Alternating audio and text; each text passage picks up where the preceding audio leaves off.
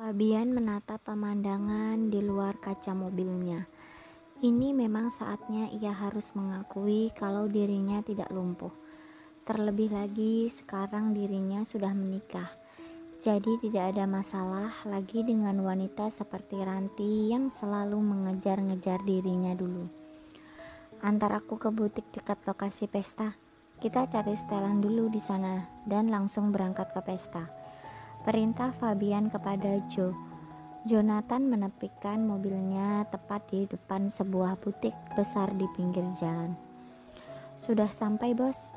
Jonathan keluar mobil, akan mengambil kursi roda, tapi malah Fabian sendiri yang berjalan dan memasuki butik duluan. Melihat hal itu, Joe hanya tersenyum dan mengikuti bosnya itu masuk. Keadaan butik sore itu lumayan ramai. Semua mata tertuju pada sosok Fabian yang tampan dan gagah. Pelayan butik mendekatinya dan membantunya memilih setelan kemeja. "Joe, kamu juga pilih satu setelan untuk kamu sendiri. Nanti sekalian aku yang bayarkan," ucap Fabian yang membuat Joe sumringah. "Terima kasih, bos." Joe langsung ikut memilih-milih. Pilihan Fabian jatuh kepada setelan kemeja yang berwarna marun, sangat pas dan cocok untuk Fabian. Para wanita di butik pun semakin histeris melihat penampilan Fabian itu. Ia dan Jonathan segera meluncur ke lokasi pesta yang diadakan di sebuah hotel bintang 5. Sedangkan Anya dan Burita baru saja selesai perawatan di salon. "Anya, kamu pakai baju ini. Mama sudah siapkan untukmu. Dan kamu bawa tas yang kemarin kan? Itu juga kamu pakai ya?" "Tapi mah, tas kemarin itu mahal banget. Aku gak usah bawa tas aja ya." Anya tidak enak karena terus-menerus menerima barang mahal. "Sudah gak apa-apa. Nanti kalau kamu tampil biasa-biasa aja, Fabian marah loh," Bu Rita memperingatkan. Tapi memang Fabian selalu perfeksionis dalam segala hal yang menyangkut dirinya. Anya terlihat sangat cantik dan anggun mengenakan gaun tanpa lengan berwarna marun yang membuat kulitnya menjadi semakin putih bersih. Bu Rita yang melihatnya kagum dan memuji Anya terus-menerus. "Untung aja kamu yang jadi menantu mama. Kamu cantik banget sayang.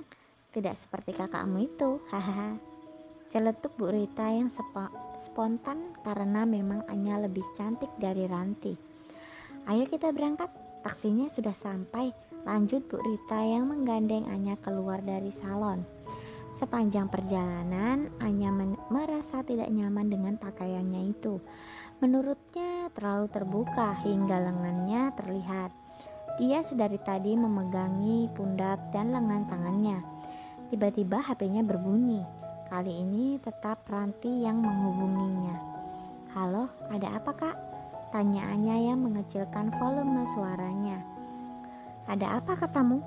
Memangnya tadi siang si lumpuh itu tidak bilang kalau aku menelponmu?" Ranti malah memarahi Anya.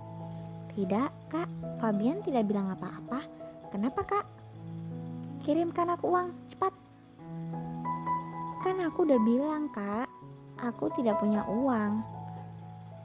Nggak kerja, mau dapat uang dari mana?" Anya menghentikan perkataannya karena ditahan Bu Rita yang mengisyaratkan untuk memberi Ranti uang. "Suami kamu itu orang kaya, Anya. Jangan bohong kalau kamu tidak punya uang." Iya kak, kakak butuh berapa memangnya?" "Kirimkan aku 10 juta.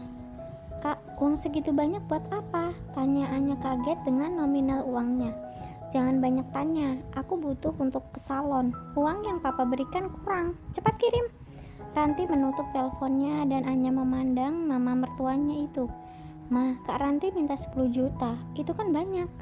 Gak usah dikirim ya ma," ucap Anya yang tidak enak dengan mertuanya tersebut. "Sudah gak apa-apa, mana rekeningnya? Biar mama kirim, biar dia gak ganggu kamu lagi ya." Bu Rita lalu menyalin nomor rekening yang Anya tunjukkan dan mengirimkan uang sebesar 15 juta dengan keterangan, "Jangan pernah meminta uang kepada menantuku lagi." Mendengar HP-nya berbunyi, Ranti segera membuka dan menemukan pesan bahwa ia mendapat transferan 15 juta. Ia tersenyum bahagia, tapi kemudian cemberut dengan pesan yang dikirimkan oleh pengirim uang tersebut.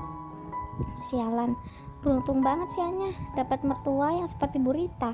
Andai Fabian gak lumpuh, pasti sekarang aku yang menjadi nyonya besar Fabian, gerutu Ranti sambil memasukkan HP-nya ke dalam tas. Mobil yang ditumpangi Fabian telah sampai duluan, dan dia memasuki aula di mana pesta diadakan. Semua mata tertuju padanya dan mereka semua heran dengan apa yang dilihatnya. Fabian yang diketahui lumpuh akibat kecelakaan, malam ini ia berdiri dengan tegap dan gagahnya. Karismatiknya yang lama telah hilang, kini kembali lagi. Para wanita kini ingin mengejarnya lagi. Mata Fabian menyapu seluruh ruangan mencari Anya dan orang tuanya. Pak Sanjaya setengah berlari dan menghampiri Fabian. "Bian, kamu sudah bisa berjalan?" ucap Pak Sanjaya sambil memeluk anak semata wayangnya itu. "Iya, Pak." Belum juga menyelesaikan kata-katanya, tiba-tiba Bu Rita yang baru datang dengan Anya memeluk Fabian dari belakang. "Sayang, anak mama, kamu sudah bisa jalan." Bu Rita malah sudah mengeluarkan air matanya. Fabian berbalik ke arah mamanya itu dan menghapus air matanya. "Nanti kalau sudah sampai di apartemen, Bian jelaskan semuanya ya, Ma." "Pak," ucap Fabian sambil menenangkan orang tuanya. Anya yang telah duduk di kursi hanya memandang keluarga barunya itu berpelukan bahagia. Bu Rita kemudian menuju meja di mana Anya berada sambil menggandeng Fabian dan suaminya. "Anya sayang, lihatlah suamimu sudah bisa berjalan," Bu Rita dengan berseri memberitahu Anya. Tapi menantunya itu hanya tersenyum. "Anya sudah tahu, Ma," ucap Fabian menjelaskan. Dia mencuri pandang ke arah istrinya yang terlihat anggun itu.